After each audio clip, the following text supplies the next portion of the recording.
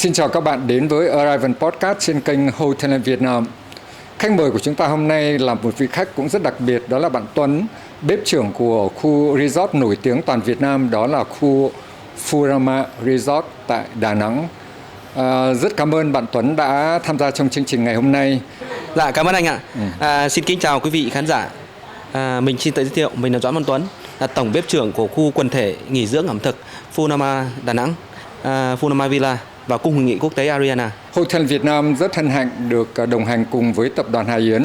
Tập đoàn Hà Yến là tập đoàn chuyên tư vấn các giải pháp, là nhà sản xuất, nhà thầu các thiết bị bếp và giặt là công nghiệp.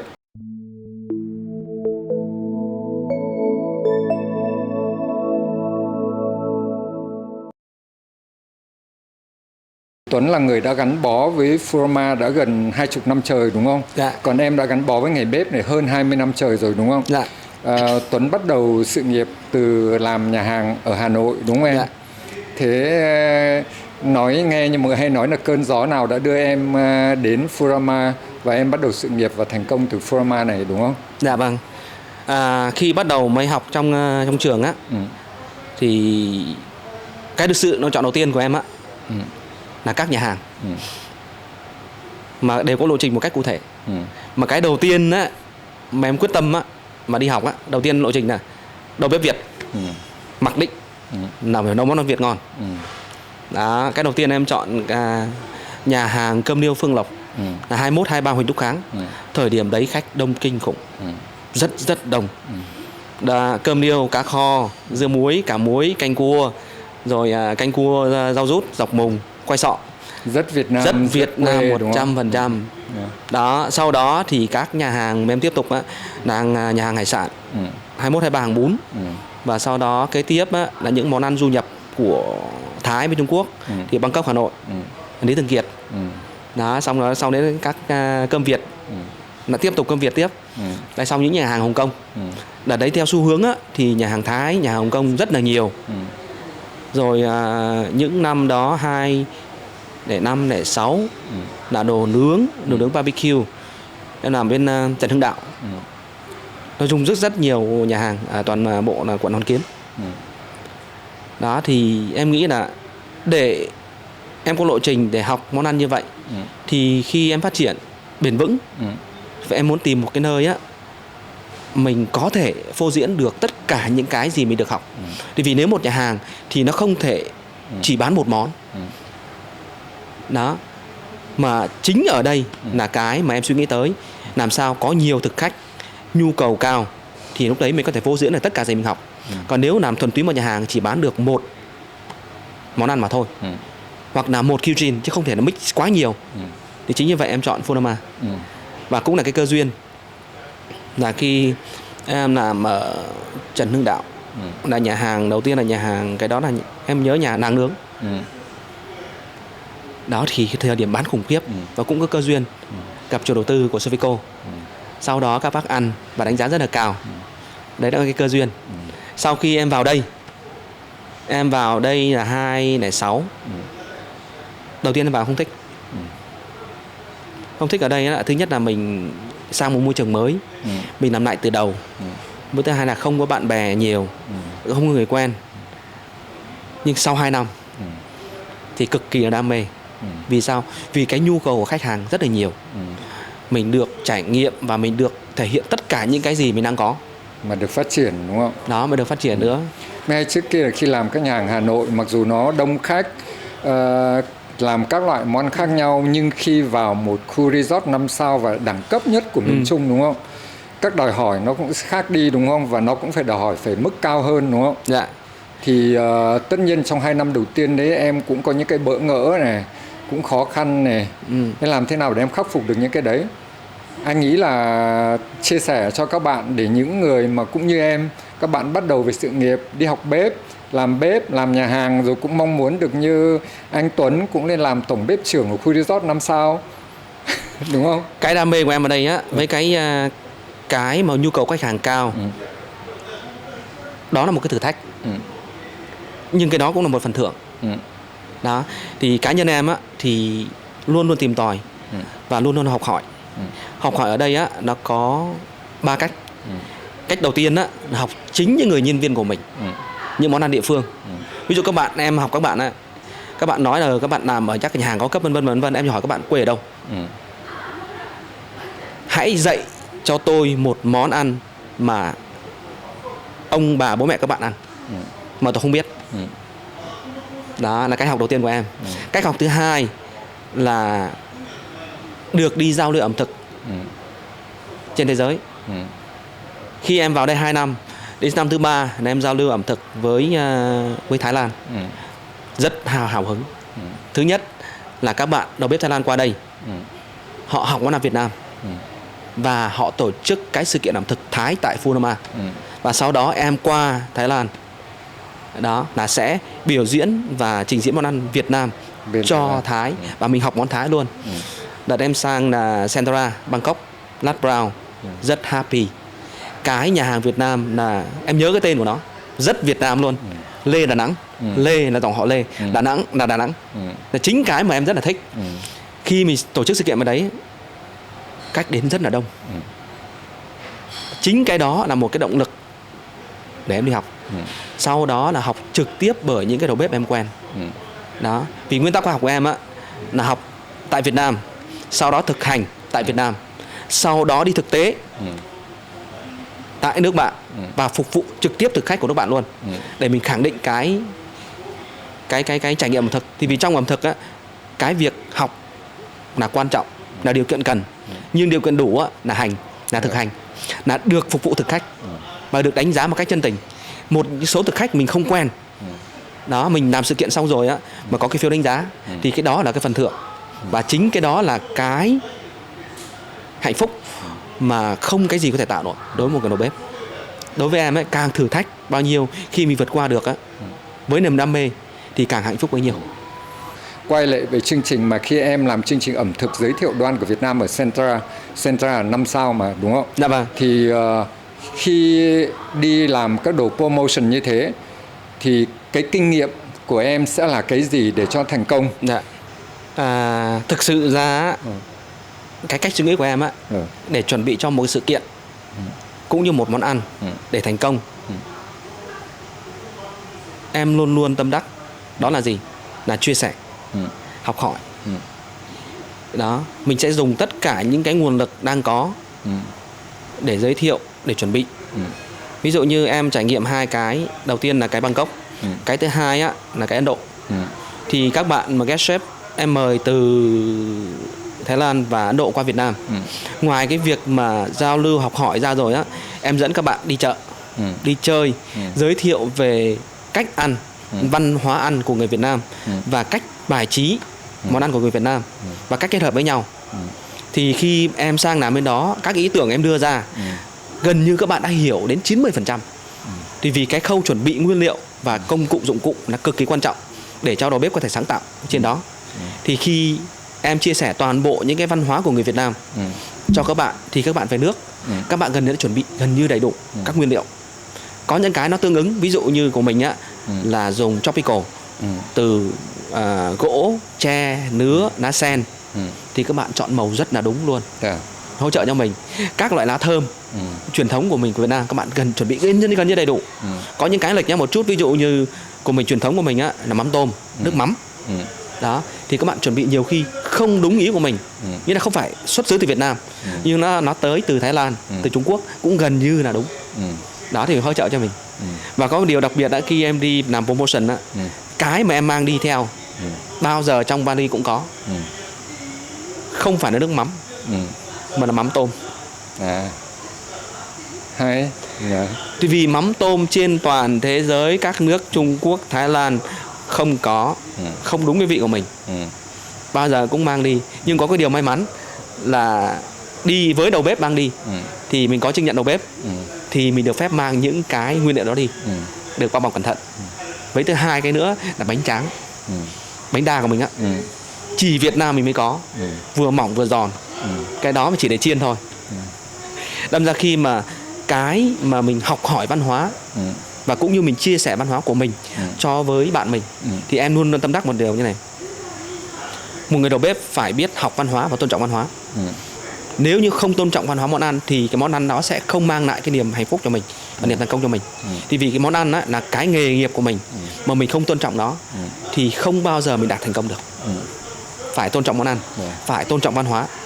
Nhưng vấn đề là chỗ em không biết là cái mắm tôm là cái mùi mà Tây rất sợ, đúng không? Sao em vẫn mang mắm tôm đi? Em không nghĩ rằng người ta không thích nó à? Em chia sẻ một chút về mắm tôm. Em có một số người bạn nước ngoài là những người nước ngoài họ ghét mắm tôm. Nhưng mắm tôm có một cái mà nếu như ai biết dùng, nếu ai đã từng trải nghiệm, một là ghét, hai là nghiện. Rất thích nó, đúng không? Đó, mà cái gây nghiện á, ở đây á, nếu như mà cá nhân em thì em lại sử dụng một cách là gì? Cho người ta nghiện từ từ. Tất cả những người nước ngoài khi gặp em nói là không ăn mắm tôm, nhưng khi tới em là ăn được 100%. Em chia sẻ một chút. Đầu tiên á là mắm tôm em trưng với dầu hành, khử với hành, xong cho một chút mắm tôm vào thôi, xong hòa ra gia vị cho để cho cái bạn mùi chấm. nó không bị son, không bị nặng quá. Xong rồi các bạn ăn khen ngon, bữa sau tới lại chọn món đó thì em tăng tốc độ dần, tăng dần, mà cuối cùng tất cả những bạn đó ăn đều bị nghiện. Đó, ví dụ như cái sốt riêng bẻ mắm tôm của mình thôi, đều đồ nướng, đồ hầm, đồ om. Em chia sẻ thật là không có một ai không ăn được. Quan trọng là mình khử đúng, khử bay cái mùi đi, bay cái mùi, hết cái mùi mắm tôm mà rất là khó chịu đi, và nó kết hợp toàn bộ đó với mẹ, với giềng, với gừng, với ớt, với na thơm, cộng với mắm tôm, ra một cái hương liệu tuyệt vời luôn, mà chỉ Việt Nam mới có. Này, tại nói chuyện về mắm tôm thế thôi, thực ra anh muốn em nói sâu về để các bạn nghe thôi, chứ trong cái podcast lần trước anh làm với bạn Trung là bếp trưởng của khách sạn Sheraton Hà Nội và là giám đốc ẩm thực của khách sạn Sheraton luôn, thì Trung cũng nói về mắm tôm, và Trung cũng giống như em là mang mắm tôm đi ra nước ngoài phải đúng cái vị mắm tôm Việt Nam đấy, đúng không?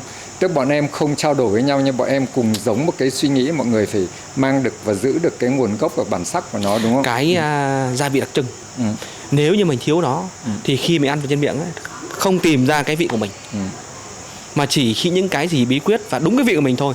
Thì vì đầu bếp á, đầu bếp Việt nó khác hẳn so với đầu bếp ví dụ châu Âu. Đầu bếp châu Âu á là gì? Công thức chính xác, định lượng chính xác, thời gian chính xác. Nhưng đầu bếp Việt thì hoàn toàn khác. Của mình tất cả món ăn á của mình á đều ra nhiệt ở nhiệt độ cao và tỷ lệ bay hơi rất là nhiều, và đọng lại cái hương vị đó là chỉ đúng nguyên liệu thôi thì mới tìm được. Đó, chia sẻ một chút như với mắm tôm thì ngay cả cái giấm bỗng, em tìm toàn bộ miền Trung không chỗ nào có giấm bỗng mà đúng cái vị ngoài miền Bắc, như miền Bắc, đúng không? Đó, thì với cái vấn đề ở đây á, họ trưng cất rượu là trưng cất tới cái độ của miền Bắc á, ngoài cái việc dùng để rượu uống ra rồi á, còn trưng cất tiếp tục để làm giấm bỗng, là cái độ mà trưng cất cao hơn, là giảm hết cái độ cồn trong rượu, thì còn giấm mà thôi. Ở đây nó vẫn còn cái độ mà vị của rượu á, nó hơi nhặng đắng, nó không ngon. Đó, như bên em bây giờ cũng đang phát triển được cái này. Ngoài cái việc mà đặt hàng chính ra đấy, bọn em tổ chức nấu rượu luôn, để làm sao để mình dùng để nấu ăn, và sau đó mình sử dụng chính cái nguồn giấm đó để đảm bảo cái sức khỏe tốt nhất, và mình kiểm soát được cái chất lượng. Mình kiểm soát về vệ sinh an toàn thực phẩm, kiểm soát về chất lượng tốt hơn và đảm bảo được đúng theo cái mình mong muốn, đúng không? Mới cả làm được đúng cái vị rượu và đúng cái chất của ông bà để lại. Ví dụ ngày xưa các ông bà đâu có dùng gạo trắng để nấu rượu, mà gạo chỉ trà cái vỏ trấu đó thôi, còn giữ nguyên cái gọi là cái vỏ cám á, thì rượu rất là ngon và rất là thơm. Mà ăn cái cơm rượu đấy nó có mùi đặc trưng vì đường cao, và cái màu giấm nó cũng hơi ngà vàng, nó khác hẳn so với cái bây giờ là mọi thứ đều trắng toát. Chất tốt hơn, đúng không? Đúng rồi. Chất lượng tốt hơn, đúng không? Dạ. Có lẽ đấy là một trong lý do mà anh hiểu tại sao nhiều lần ăn ở Froma này, đồ ăn Việt Nam, đúng không? Đều rất thích. Anh thích, bạn bè anh thích, khách nước ngoài cũng thích, đúng không? Đấy là một trong cái kinh nghiệm là em đã đi Thái Lan, đi nước ngoài, nhưng tại vì với khu vực châu Á thì anh nghĩ rằng nó có những văn hóa, nó còn có những cái tương đồng. Nhưng khi em đi sang khỏi châu Á, sang các nước châu Âu hoặc sang Mỹ hoặc sang các nơi khác thì như thế nào? Tại ví dụ như là mình nói mắm tôm thế thôi, ví dụ như là người Thái Lan thì người ta cũng có mắm tôm, đúng không? hoặc không có thì nó cũng gần giống giống, đúng không? Thì nó còn dễ chấp nhận. Nhưng mà các nước khác thì sao? Rồi em chia sẻ một cái kỷ niệm mà em đi Ý. Lần đầu tiên em qua Ý, chính em còn bị ngạc nhiên. Mình cứ nghĩ là khu vực châu Âu á, thì nó ăn một cái nó rất là nhạt, là không cay, là gia vị vừa phải. Nhưng khi lần đầu tiên em tới khu vực đấy là khu vực của Ý, là Amalfi Coast. Khi em qua đấy hoàn toàn ngạc nhiên. Bữa đầu tiên em đi ăn là một bạn trước đến thì cửa nhân viên đưa cho em một quả ớt hiệp. Em cứ nghĩ là các bạn đấy biết em tới từ Việt Nam, là mình ăn cay, các bạn đưa cho. Nhưng không phải, đi vào trong bàn á là toàn bộ đều có ớt hiệp 100%. Đâm ra khi mình hiểu rồi á, thì thực tế là cái châu Âu và châu Á nó cũng có một số cái tương đồng. Chỉ cần tìm hiểu thôi. Và trong bếp của châu Âu á, mình nói không dùng nước mắm, nhưng thực tế họ có dùng nha. Không phải là không. Cái đặc trưng nhất á là cái anchovy. Hoàn toàn là mùi cá cơm nguyên bản, chẳng qua là chưa nấu ra nước mắm thôi. Nhưng mà em qua Ý thì trong chai nước mắm họ cũng có luôn. Nhưng mà cái cấp độ họ dùng nhạt hơn. Đó. Đầu bếp ở Việt Nam mình có cái may mắn hơn, là mình được học những cái tiêu chuẩn món ăn quốc tế. Nhưng tại Việt Nam của mình á, là cái khu vực được ưu ái là tropical, là mình có rất nhiều lá thơm. Đó. Sau đó mới kết hợp món ăn á, thì em nghĩ không phải là số 1, nhưng tạo ra một cái hương vị cực kỳ đặc trưng. Mình nên tự hào và mình nên kết hợp thêm nữa để cho món ăn ngon hơn. Chính vì cái em đi nhiều như vậy, em học nhiều, thì khi ra một món ăn Việt Nam cho khách quốc tế, em sẽ không dựa trên một cái quy luật cố định, mà sẽ biến tấu. Ví dụ một cái gỏi cuốn đi, cho khách nước ngoài, ví dụ cho khách Nhật, thì khách Nhật họ sẽ không tự cuốn. Mà cái lá thơm của Việt Nam thì khách Nhật không ăn cái gì? Không ăn rau mùi à? Không ăn rau mùi. Cái đó loại bỏ 100%. Đó. Mà khi cuốn á, mình sẽ cuốn cái miếng mà đúng kiểu của người Nhật thôi. Nghĩa là vừa ăn. Nó cỡ từ khoảng 2 cm đến 2.5 cm, và cắt thật đều nhau. Và cái thứ hai nữa là khi mình cuốn rồi á, thì mình phải để một cái làm demo, là khách nhìn thấy đây là thành phần chúng tôi cuốn, và đây là cái cuốn hoàn thiện. Đó. Thì khách cực kỳ là thích. Em nhớ cách kỷ niệm trước khi Covid là 2019. Đợt đấy em có tổ chức một cái sự kiện cho 200 tỷ phú của người Nhật.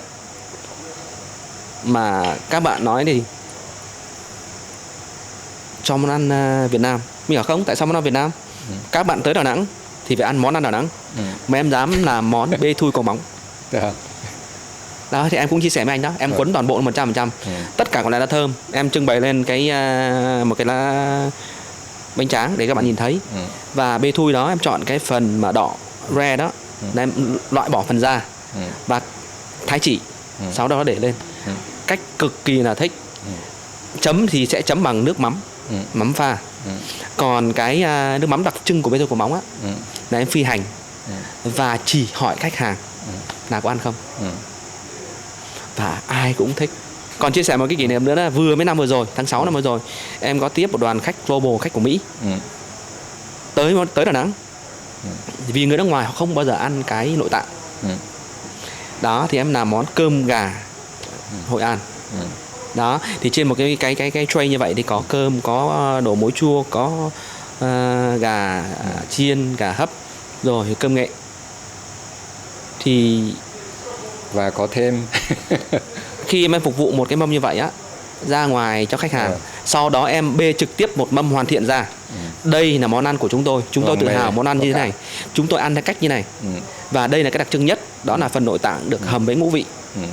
Tôi biết văn hóa của các bạn là không ăn về nội tạng, nhưng đây là cái trải nghiệm ẩm thực.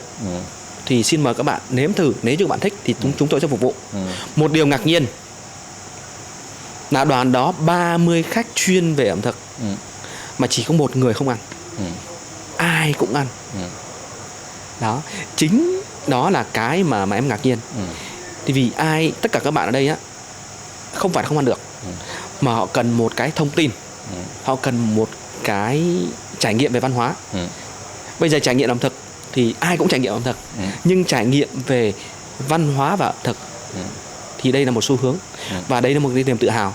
Chính vì vậy khi tất cả các thực khách tới đây á, cái đầu tiên em giới thiệu là gì? Món ăn của truyền thống của Đà Nẵng. Kế tiếp là những cái vùng lân cận, ví dụ như là Hội An, Huế. Đó. Câu chuyện rất thú vị, nhưng anh đang tò mò quay hỏi này. Trong 30 khách ăn đấy, một người không ăn là người ta cũng không thử luôn hay sao? Có thể là người ta nghĩ người ta không sợ những cái đồ nội tạng đúng không? Hay... Cái bạn đó thử, có thử, em có hỏi, có thử, có thích, nhưng không ăn. Tại vì được cái bạn đối diện á, thì vì nước ngoài họ dùng cái nội tạng của gia cầm á, là họ sẽ giết con gia cầm ở cái gọi là gì, dùng từ là nhân đạo. Đó. Thì các bạn được bạn đối diện kể ấy, là con gà của Việt Nam đang sống như vậy á, người ta sẽ cắt như này xong rồi lấy nội tạng đây kia, thì bạn sợ. Còn thực tế á, là bạn có dùng nội tạng, nhưng mà họ sợ cái cách mà văn hóa giết mổ của mình thôi. Thì bên đó họ dùng là thịt nguội, nghĩa là thịt con gia súc gia cầm đó sẽ được chết một cách nhân đạo, sau đó được tự động hóa, đó với quy trình cụ thể. Đó là sự khác biệt của mình. Mà được cái bạn mà người Singapore á, đối diện là kể về cách giết là bạn sợ. Chứ thực tế ra cái vị bạn rất là thích. Đó. Thì vì bây giờ món ăn bây giờ người thực khách chỉ cần mình chứng minh được cái truy xuất nguồn gốc là họ hoàn toàn đồng ý với món ăn đó, với văn hóa cụ thể, họ rất là thích. Thì thực tế họ đã tới một nơi nào đó thì cái đầu tiên họ mong muốn là gì? Được trải nghiệm.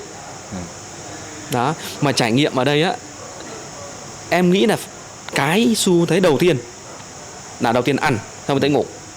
Và trong món ăn nếu như mình kể được câu chuyện ra, mình kể được văn hóa ra, thì khách hàng ai cũng thích. Đó. Chính như vậy á, là khi món ăn bây giờ á, em làm á, đều có một câu chuyện cụ thể để cho thực khách họ cảm thấy hào hứng hơn, và họ sẽ lưu giữ được cái đó. Mà cái thứ hai á, là họ sẽ mang cái đó đi, họ giới thiệu tới cho những người bạn hoặc cho gia đình, những người thân nếu như tới Việt Nam. Dạ. Và cái gì để họ nhớ đúng không? Và đấy là cái đặc biệt. Nhưng quay lại mình vẫn đang nói về khách Nhật. Tại vì trong cái buổi này anh cũng nói một chút này. Lúc ấy em nói rằng là khi mình làm những cái đồ cuộn đấy, mình cắt rất vừa phải và vừa đủ miếng ăn. Tại trong buổi hôm nay anh muốn nói này, tại vì anh cũng đã trải nghiệm rất nhiều, và anh thấy có điều anh tâm đắc là như này với người Nhật. Anh rất thích ẩm thực Nhật. Nó rất tinh tế và nó chi tiết, từng chi tiết nhỏ một. Cái việc mà mình cắt đủ cái miếng cho vào miệng ăn, nó rất hay cho những cái nhà hàng xịn sò hoặc đẳng cấp 5 sao. Tại khách, đây là khách cao cấp. Có hai quan điểm. Một là khi mọi người để những cái đồ nem cuốn đấy, đồ cuộn đấy rất to, rất nhiều, mọi người phải cắn vào một miếng rất to nó mới thích. Nhưng anh thấy đấy nó không tinh tế. Quan điểm của anh, cái đấy có thể ăn ở ngoài đường phố, mình ngồi ngoài vỉa hè ăn như thế cũng có một cái hay riêng. Nhưng ở trong các nhà hàng 5 sao thì anh khuyên các bạn bếp trưởng, có thể các bạn biết nhưng một số bạn không biết, anh đồng quan điểm với em. Anh cũng thích rằng tại khi anh ăn trong nhà hàng 5 sao, anh cũng không thích mồm mình ngồm ngoàm như vậy, đúng không? Cắn nhìn nó cũng không lịch sự, đúng không?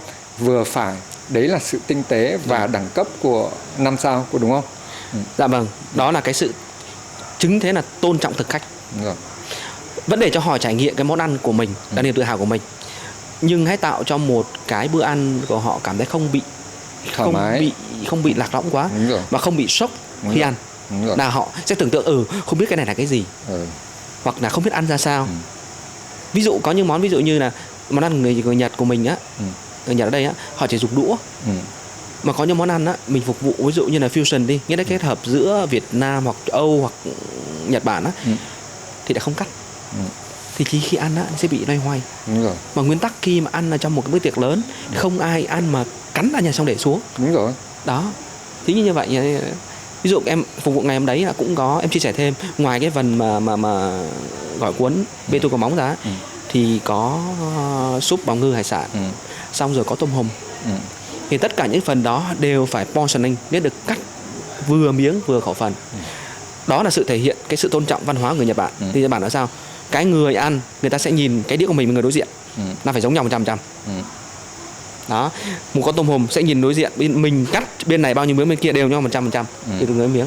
Thì cái vấn đề đấy, thứ nhất là khách hàng được tôn trọng, mới thứ hai tạo được cái phục vụ thực phẩm cho các đầu bếp. thì nhiều khi các bạn phục vụ chỉ đến miếng là xong, đều theo trằn trặn. Đó, thì em nghĩ cái đó cần phải được để tâm nhiều hơn đối với cái đầu bếp trẻ. Cũng menu đó nhưng phục vụ cho khách châu Âu thì lại khác. Đó, khách châu Âu thì chỉ phải set up cái bộ rau dĩa cho họ, xong rồi phục vụ món ăn của Việt Nam, nhưng bên cạnh đó phải có những cái gia vị thân thương của họ. Ví dụ em nói là cái tôm hùm đi, tôm hùm của mình là chiên sóc bơ tỏi đi. Đó, thì ngoài cái phần ví dụ chiên sóc bơ tỏi trực tiếp vào đó thì người nước ngoài bao giờ họ để một phần sốt bên cạnh để họ chấm. Đối với khách Việt của mình á, mình phục vụ ăn bình thường á, nên mình làm vị chuẩn. Nhưng đối với khách nước ngoài á thì bao giờ cái mức độ nó sẽ là chỉ 50%. Sau đó là để bên cạnh thì họ sẽ chấm. Đó, mà một điều lưu ý là khi đồ ăn kèm cho với khách nước ngoài á thì mặc định là vừa đủ thôi. Thì họ trải nghiệm mà, họ nghĩ là cái gì bên cạnh là cho hết vô. Đó, mình làm sao tính khẩu phần vừa đủ thôi. Là ok, chứ nhiều khi mình nghĩ là cái này là mình cứ cho để bên cạnh đi, khách thích cho vô. No, họ sẽ cho vô hết. Lúc đấy làm hỏng món ăn của mình. Đúng rồi. Đó. Hỏng luôn nó không tốt, tại vì khi nhiều quá mình còn làm những đồ khác nữa, đúng không? Thì người ta đâu có trải nghiệm những cái đồ khác và nó sẽ thành không ngon, mặc dù công sức mình làm ra có thể rất tốt, người ta ăn no quá rồi, đúng không? Đấy là nói về khách Nhật. Nhưng anh vẫn tò mò tiếp là cái sự kiện mà 200 tỷ phú, đúng không? Người Nhật, đúng không? Làm sao mà Froma host được những đoàn hay như thế nhỉ? Thực tế là cái này là cái mà tâm đắc của bên chủ đầu tư của em, bên cho anh Hùng, Dr. Hùng, bên Sofico. Dr. Hùng thì rất hỗ trợ những cái đoàn mà phát triển cho kinh tế vùng miền. Đó, không phải là chỉ một đoàn Nhật thôi. Đó, mà Dr. chuyên hỗ trợ tất cả những đoàn khác khi tới Việt Nam để khảo sát, để hợp tác, để phát triển kinh tế. Em cũng rất là tự hào và rất may mắn được làm trong Sofico. Được Dr. Hùng và Dr. Phương Thảo cực kỳ quan tâm. Cứ có đoàn khách sẽ đưa về Froma. Froma sẽ là người giới thiệu về món ăn cho thực khách cũng như chăm sóc khách hàng. Và đó cũng là cái hỗ trợ, cái nơi mà Froma đã phát triển. Cũng một phần để hỗ trợ cho cái cộng đồng xã hội cũng như trong Đà Nẵng. Đó. Anh nghĩ là khi bọn em làm Froma này, bọn em đúng như may mắn là em đã có chủ tư như chị Thảo này, anh Hùng là những người rất thông minh, những người quảng đại và những người có mối quan hệ rất tốt để đem những cái sự kiện rất lớn nhất về Froma. Tiếp nữa bọn em có anh Quỳnh cũng hỗ trợ rất tốt, định hướng về phát triển ẩm thực cho bọn em, đúng không? Froma tổ chức rất nhiều các sự kiện đặc biệt ở đây. Và chính vì vậy bọn em lại càng trưởng thành và càng tốt lên, đúng không? Tại Froma là nơi tổ chức quá nhiều các sự kiện, chứ không phải 1-2 sự kiện, tại vì nó có đầy đủ tất cả cơ sở vật chất cũng như con người, software, hardware để làm cái đấy, đúng không? Những cái sự kiện mà tổ chức đây có rất nhiều, nhưng em có thể chia sẻ 1-2 cái sự kiện mà em cảm thấy em tâm đắc nhất và để cho các bạn ấy cũng có thể rút được kinh nghiệm ở đây.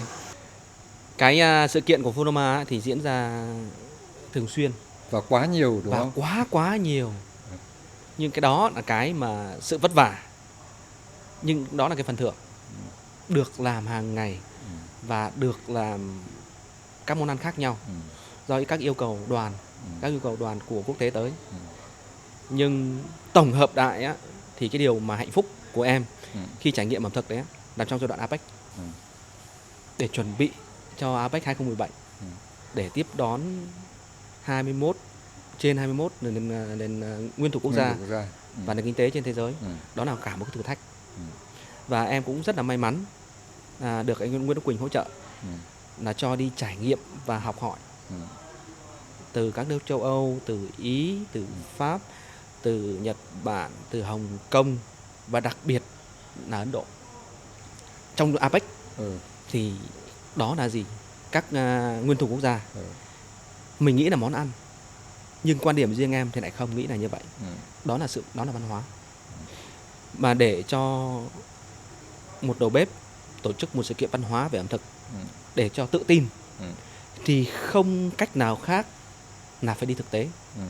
Phải ăn cùng với người bản địa, phải trải nghiệm từ trang trại tới bàn ăn, từ cách nuôi trồng, từ ngoài chợ truyền thống tới nhà hàng cao cấp. Đó. Mà khi chuẩn bị cho APEC thì các món ăn các khu vực châu Á thông thường thì em quá tự tin. Ví dụ như là món danh Singapore, Hồng Kông, Trung Quốc, Nhật Bản, thì em hoàn toàn tự tin. Nhưng có một cái em thiếu tự tin, đó là món ăn cho người Hồi giáo. Đó, chính như vậy em mới đề xuất và được hỗ trợ của công ty, của Funoma, là mời đầu bếp Ấn Độ tới Funoma để dạy món ăn và cách phục vụ.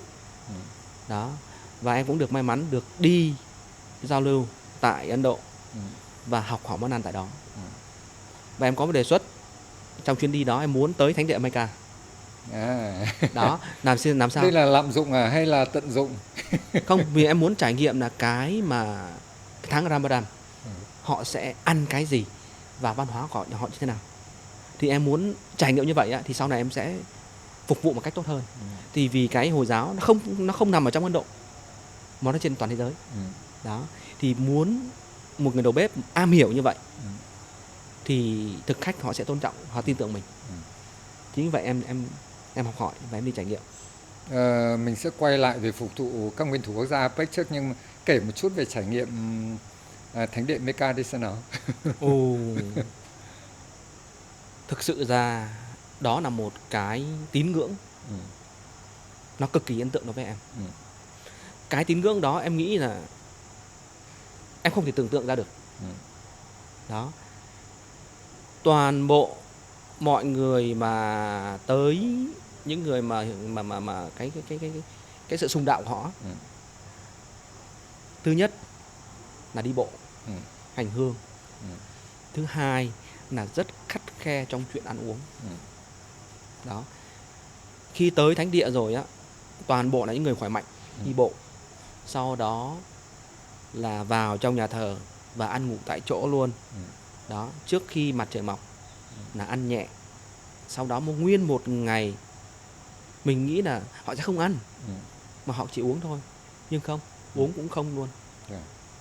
Đó, tới khi mà mặt trời lặn. Đấy, những người cực kỳ là sùng đạo. Thế em có phải theo như thế không?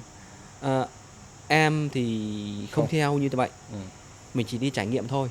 Nhưng khi mà em qua đó, em tôn trọng cái văn hóa của họ. Khi mình ăn là cũng trốn đi một chỗ ăn, chứ mình không ăn trước mặt họ. Thì như vậy mình thể hiện cái sự thiếu tôn trọng. Đúng. Đó. Khi vào khu vực mà thánh địa Mecca, mới đi vào trong đó, toàn bộ là khu vực là nhà thờ như vậy thì có một xếp một hàng như này thì em có hỏi bạn em là họ cũng đi theo đạo, thì mình sẽ chọn một cái góc là riêng ra xa đó, khu vực ấy ra. Thì vì mình sẽ cái hành động mà hành lễ của họ là theo đồng loạt giống nhau. Đâm chi mình chỉ thứ nhất quan sát, và thứ hai mình ngồi góc cuối cùng. Và mình cũng làm tất cả những hành động như họ, để làm sao mình muốn là gì, để cho họ biết là gì, mình đã tìm hiểu mà mình rất là tôn trọng cái văn hóa của họ. Đâm em cũng làm theo, cũng rất là vui. Đó là một trải nghiệm thực sự không bao giờ quên đó. Sau đấy về Việt Nam để phục vụ các nguyên thủ quốc gia, các nước trên thế giới, thì em đã áp dụng được cái gì? Cái đầu tiên là cái tôn trọng về văn hóa. Đó là toàn bộ món ăn cho người Hồi giáo là có một đội ngũ bếp riêng, có một khu bếp riêng. Và tất cả những cái chứng từ nhập khẩu đều có truy xuất nguồn gốc rõ ràng. Và cái riêng cái đó là em tạo thành một cái folder mà chủ động gửi cho các đoàn, để biết được là chúng tôi đã chuẩn bị kỹ càng ra sao, từ hồ sơ năng lực nhân viên, từ truy xuất thực phẩm. Đó, và chia sẻ kỹ hơn là có một số món ăn ở Ấn Độ có những đạo họ lại ăn như này, ngoài món ăn chuẩn đó rồi lại có là cao hơn một chút nữa, kiêng tiếp, đúng không? Đó là tránh một số các thứ. Tránh thì mặc định rồi. Còn một số món ăn này anh biết là sao? Tất cả những cái mà gia vị trên mặt đất mới ăn. Đó, dưới mặt đất không ăn. Đó, thì họ cần cái sự mà hiểu biết của người đầu bếp, và tôn trọng món ăn và tôn trọng khách hàng. Em chuẩn bị rất là kỹ. Đó, kiêng thịt heo, rồi có những vùng kiêng thịt bò, không rượu, và truy xuất nguồn gốc, và ngay kể cả đầu bếp phục vụ cái đó. Rất là khó khăn, nhưng đó là cái niềm tự hào khi em phục vụ thành công cái sự kiện APEC 2017. Và kể cả đội ngũ của em cũng rất là tự hào là mình được làm việc ở Funoma, được tổ chức sự kiện đó. Vì em nghĩ là trong đời đầu bếp không phải ai cũng được trực tiếp phục vụ cái sự kiện mà mang tầm cỡ quốc tế như vậy, lớn như vậy. đó. Và cái niềm động viên là được học, được phục vụ ở những sự kiện mang tầm cỡ mà thế giới như vậy. Và anh nghĩ một cái điều động viên thích nhất nữa là mọi người rất hài lòng sau khi mình đã phục vụ, đúng không? Dạ. Nhưng cái menu mà hôm đấy bọn em mà phục vụ cho cái buổi mà tiệc lớn nhất ấy, thì là bọn em dùng menu gì, như thế nào? Cái menu mà chiêu đãi của nguyên thủ á, ngày hôm đấy á, là món ăn thuần túy của Việt Nam. Món ăn thuần túy của Việt Nam, nhưng sẽ được nâng tầm, là được trưng bày theo cái xu hướng của quốc tế. Đó. Thì cũng chỉ là gỏi cuốn và chả giò của Việt Nam thôi, cũng có mì Quảng, cũng có hải sản. Đó. Nhưng cái cách trình bày á, thì nó mang tính chuyên nghiệp rất là cao. Thứ nhất là khẩu phần đúng, cắt miếng vừa ăn. Tất cả những cái gì trên đĩa, em hay nói vui với các bạn của em á, khách hàng quốc tế tới Việt Nam tới cho em ăn, hỏi cái này ăn như nào. Nếu ăn theo tôi á thì sẽ có hai xu hướng, là chúng tôi sẽ ăn từ phải qua trái. Còn nếu như ăn ngược lại thì chúng tôi sẽ thông báo. Còn ăn như thế nào á và không ăn cái gì á, em hay nói đùa á, tất cả mọi thứ ăn được trừ cái đĩa. Đó. Tất cả những món ăn trên đó là phải ăn được. Mà tất cả những thành phần phụ nó phải hỗ trợ cho món ăn chính. Đó. Còn nếu như món ăn mà chúng tôi chỉ trưng bày á, thì có nghĩa là chỉ trưng bày thôi, không được ăn. Ở đây không được ăn ấy, không phải là không an toàn, mà nó ngoài cái giới hạn của nhiệt độ và thời gian. Đó. Trong cái buổi nói chuyện này, tại mình cũng lại muốn thêm một tí. Anh em mình nói chuyện ngoài lề, nhưng anh hay muốn nói chuyện với các bạn hành điên nhà hàng, anh đều góp ý. Đến mình nói là những cái gì đặt trên đĩa ăn là phải ăn được hết. Cái đấy chuẩn và đúng luôn. Và các bạn bếp trưởng nên để ý đến cái này. Tại mình đi ăn rất nhiều nơi, và có cái mình hay nhắc các bạn đấy là mọi người trình bày hay cho hoa vào đấy, đúng không? Hoa có vẻ là đẹp, là xu thế, nhưng có những cái mà khách người ta nhạy cảm. Nhạy cảm theo nghĩa là có những người dị ứng về hoa là một. Cái thứ hai, hoa đấy chưa chắc đã là an toàn, bởi vì nếu như không có nguồn gốc chính xác, hoa mọi người dùng các hóa chất, đúng không? Và để giữ bảo quản cho hoa nó tươi cũng là một vấn đề nữa. Cho nên mình nghĩ rằng là nếu như, đây là lời khuyên của mình thôi, còn không biết quan điểm của Tuấn như thế nào, là mọi người có thể tránh trình bày hoa đi, bằng cách trình bày những cái khác, là cái gì cũng ăn được. Hoa thì bình thường ăn được, nhưng tại vì để giữ được hoa tươi, nhiều khi các nơi là người ta sẽ dùng nhiều hóa chất, đúng không? Và khách người ta cũng sẽ nhạy cảm về điều đấy. Thì quan điểm của em như thế nào về cái này? Quan điểm của em là hoàn toàn đồng ý. Tất cả những cái đồ ăn mà trang trí liên quan đến hoa, thực tế hoa rất là đẹp. Nhưng cái đẹp ở đây á, phải thể hiện đúng. Em nói ví dụ, trong một đĩa salad đa màu sắc thì có thể bỏ hoa vô, ok fine. Nhưng mà ngược lại, có một số món ăn nóng mà lại trong thành phần chính của nó lại không có cái hoa, thì để vào nó sẽ không có cái sự hợp em dùng lý, đúng bếp á. Cái hợp lý là cách mình nhìn ngoài thôi. Nhưng mà theo em nhìn á, thì cái sự chuyên nghiệp không cao. Vì sao? Ví dụ một cái cá đi, cá nướng, thì trước khi đi sẽ được để trên đèn nóng, đèn giữ nóng. Mà nhiều khi mà các bạn đầu bếp trình bày xong rồi sẽ để trên đèn giữ nóng để chờ phục vụ, thì cái mà rau tươi đó, hoa tươi đó sẽ bị héo ngay lập tức. Đó. Thì như bọn em á, thì thường lại rất hạn chế sử dụng hoa ở trong món ăn nóng. Đó, hoa chỉ dành cho món salad thôi. Đó, hoặc những đĩa mà tropical. Còn thực tế á, những cái mà rau và những cái rau này, lá thơm này, rồi ớt này của Việt Nam rất là ngon. Thường những món ăn nóng á, bọn em thường hay chiên ở nhiệt độ thấp để cho nó giòn và giữ được nguyên cái định dạng của nó, và kể cả mùi vị. Đó, sau đấy bọn em sẽ trình bày lên món ăn nóng. Hoa thì rất là đẹp, nhưng mà sử dụng thì sử dụng đúng. Đó. Có một cái đề tài rất hay là em vừa nói và anh đang muốn phát triển nó, đấy là việc nâng tầm cái ẩm thực của Việt Nam mình lên. Đây mình đang nói cụ thể là cái sự kiện mà của APEC. Tại anh hỏi em là menu làm đồ gì, đúng không? Mình làm đồ ăn Việt. Như thế nào là thể hiện được là nâng tầm nó lên, ngoài cái việc em nói về định lượng, thì còn cái gì nữa để nâng nó lên? Tự hào món ăn Việt Nam. Đó, gỏi cuốn, chả giò, nước súp, đặc biệt là cái phần hải sản của vùng miền. Đó. Và cái cuối cùng á, là sự kết hợp của món tráng miệng. Ở đây á, bọn em dùng á, là chè, hạt sen, long nhãn. Đó, đại diện của cả miền Trung và cả miền Bắc. Bánh đậu xanh, hương gừng, đại diện gần như cái sự tự hào của Việt Nam. Đó, trình bày đó là cái hoa sen và búp sen. Ăn kèm nó là mứt gừng, mứt sen để kết hợp với trà Thái Nguyên. Trong một đĩa hoàn thiện đó sẽ có trà, có bánh, có tất cả đồ kèm đó, và mỗi người một set như vậy. Ngoài cái việc mà phục vụ món ăn đó, thì đằng sau nó cả một câu chuyện rất là dài. Đó.